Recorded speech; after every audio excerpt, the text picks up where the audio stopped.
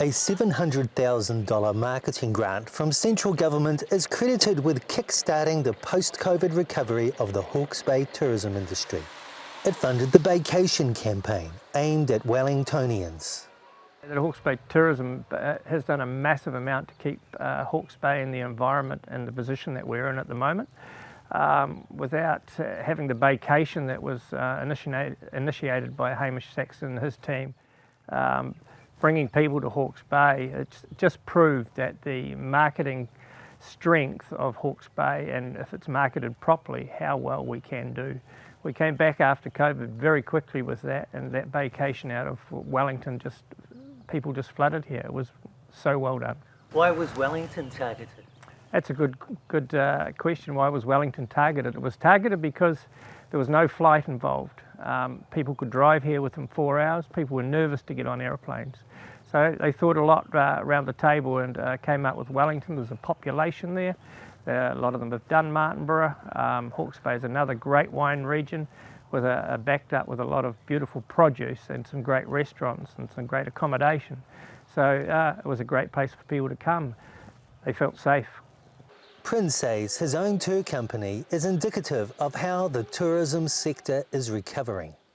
The levels that we're running at the moment, I would say our business is probably running at between 80 and 85% of what we were pre-COVID, which is quite extraordinary after the position we were in sort of 18 months ago. What part of the sector is having the hardest time? I would say the ones that are getting harder is the more affordable accommodation, such as backpackers and cheaper motels and things like that. Some of the higher end ones are really full and busy, but and a number of the other ones, the cheaper ones, have actually gone into temporary accommodation as well, so they're probably doing quite well. But the backpack industry has struggled because it's expensive to get to New Zealand at the present point. Prins says the return of cruise ships is the icing on the cake for our tourism industry, but there is a new development hampering growth. I think that probably the biggest thing that's holding us back at the moment is labour, is staff. We've got a really big staff shortage, especially in the restaurant trade, front of house, cellar door, restaurant trade, and definitely in accommodation, Does that mean wages are going up?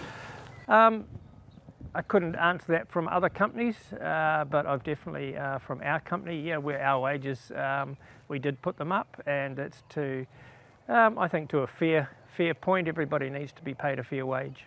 Christmas is a busy time for the industry, and Prins says visiting friends and family are just as important as the more traditional tourist. Patrick O'Sullivan for Bay Buzz.